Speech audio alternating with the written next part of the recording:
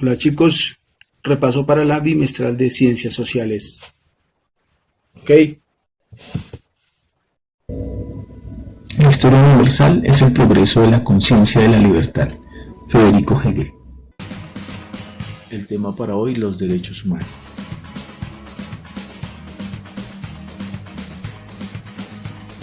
Para hablar de derechos humanos, vamos a mirarlo desde la perspectiva de las ideologías políticas, en este caso el marxismo,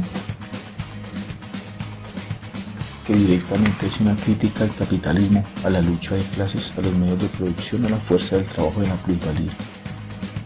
Diferente a los grupos anarquistas, el marxismo fue unas ideologías que se dieron por personajes como el leninismo, el stalinismo y el trotskismo, porque hay una crítica directa al capitalismo por el aumento de bienes, la lucha de clases entre esas diferencias entre ricos y pobres, los medios de producción que no pertenecen al Estado sino a sectores privados, la fuerza del trabajo donde un hombre debe vender su fuerza de trabajo para poder sobrevivir, la plusvalía es esa pequeña ganancia que recibe un obrero a cambio de su fuerza de trabajo.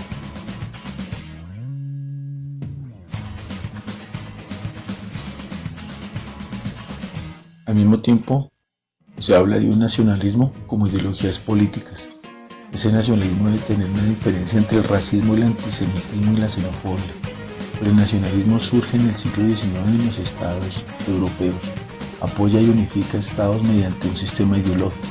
Promueve la independencia política, económica y cultural. Reivindica la herencia cultural de comunidades que se conocen en una misma cultura. Promueve el poder territorial. El nacionalismo trae patriotismo, nacionalismo político, nacionalismo económico y nacionalismo cultural.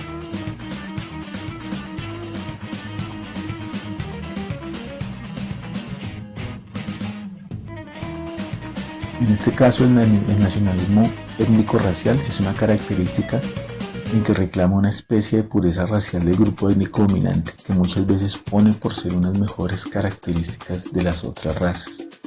El nacionalismo cultural en el papel del Estado es proteger y promover el espíritu nacional mediante la educación, rescatando las costumbres y las expresiones culturales propias de la nación.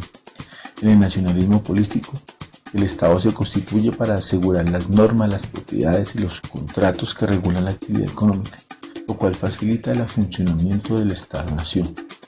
El nacionalismo económico surgió en la Revolución Francesa en 1789 y se basa en la idea de que la nación surge por la aceptación voluntaria de los individuos de la Declaración de los Derechos del Hombre y la Constitución.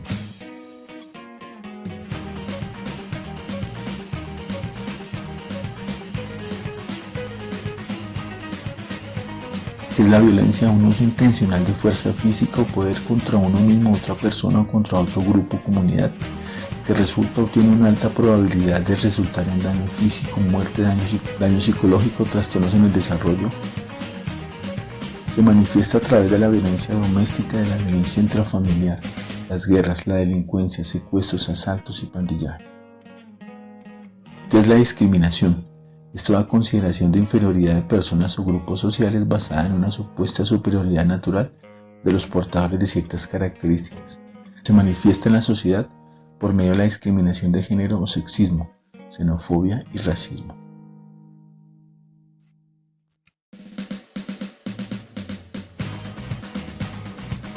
La democracia y los derechos humanos. Una persona que elija a sus gobernantes está ejerciendo su derecho a la libertad, para que todos los derechos humanos sean protegidos y asimilados bajo los términos que la ley impone.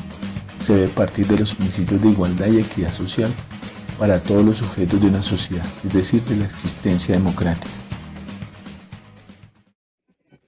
En el conflicto armado con el narcotráfico, la guerra por el control de las regiones, donde se producen los superfacientes y de las rutas que permiten su comercialización, genera desplazamiento forzado, asesinatos, extorsiones, etc.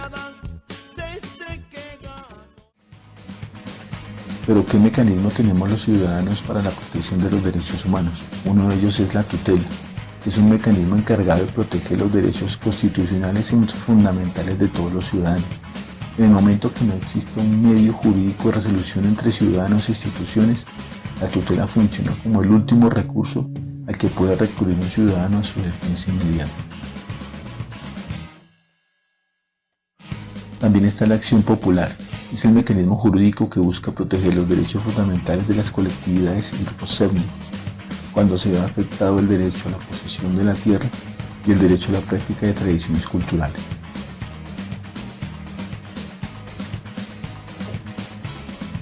Asimismo existe la acción de cumplimiento, que es el mecanismo que garantiza el desarrollo transparente de la ley y la vigencia de actos administrativos. Este mecanismo permite aclarar los procesos de demanda u otros mecanismos de protección al ciudadano cuando no son tenidos en cuenta.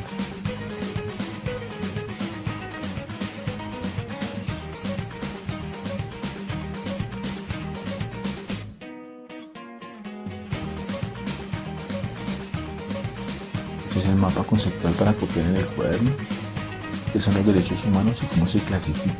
Se clasifican en derechos de primera, segunda y tercera generación. En los de primera generación están los derechos civiles e individuales, como libertad, el derecho a la vida, el derecho a la propiedad, el derecho al honor, al buen nombre, a la intimidad.